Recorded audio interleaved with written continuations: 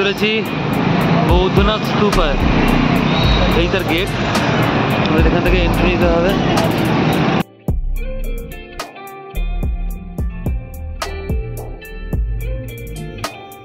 বৌদ্ধনাথ স্তূপ বা বুদ্ধ স্তূপ নেপালের কাঠমান্ডু শহরের কাছে অবস্থিত একটি বুদ্ধ স্তূপ। এটি 1979 সালে ওয়ার্ল্ড হেরিটেজ সাইটের মর্যাদা পেয়েছে।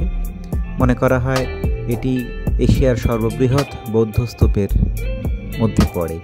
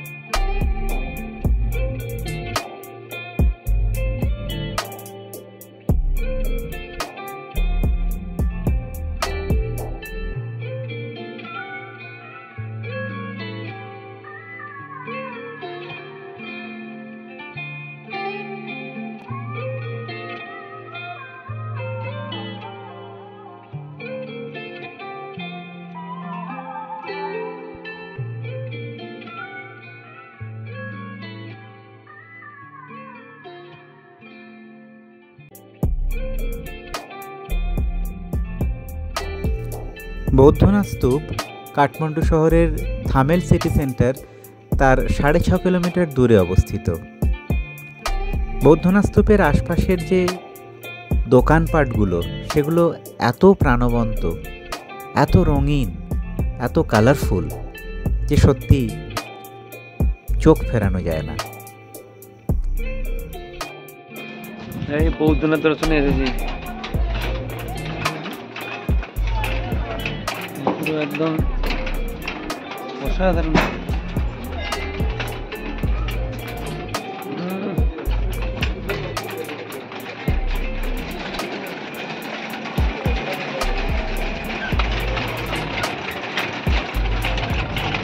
কাঠমান্ডু শহরটা দেখো।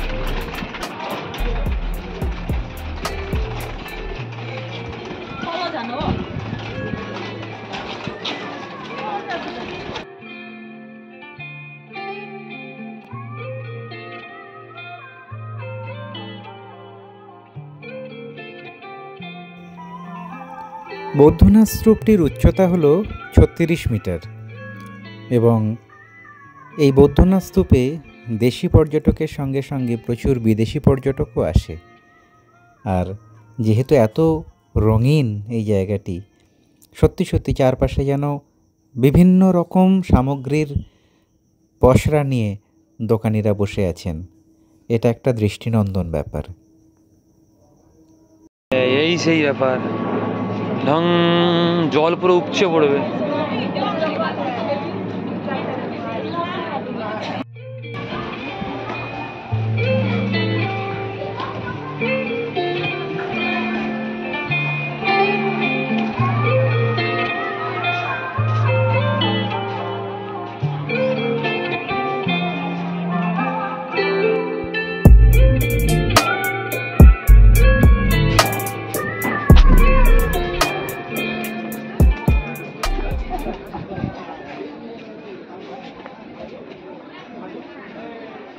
দারুণ।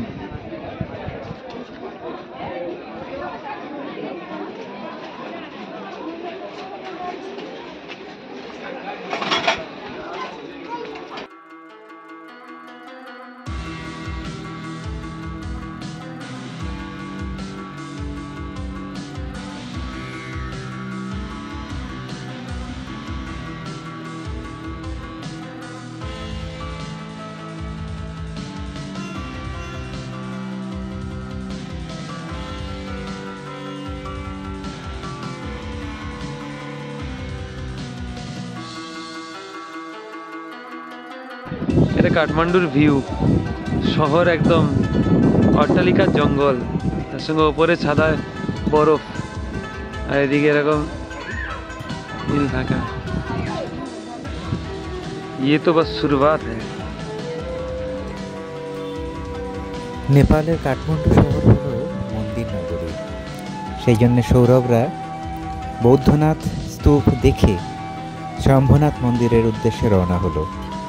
এই স্বয়ম্ভনাথ মন্দির সেম্বু পাহাড়ের ওপর অবস্থিত এবং এটি নেপালের অন্যতম পুরনো এবং পবিত্র মন্দির।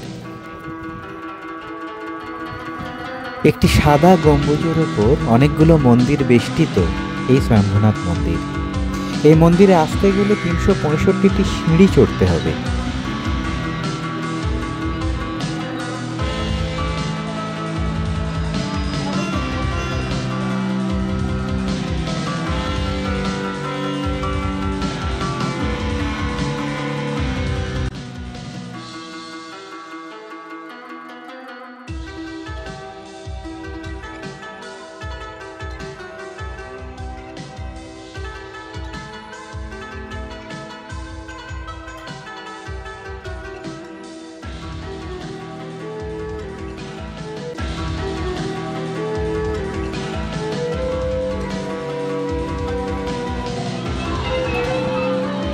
হিমালয়ের রেঞ্জটা কি দেখা যাচ্ছে?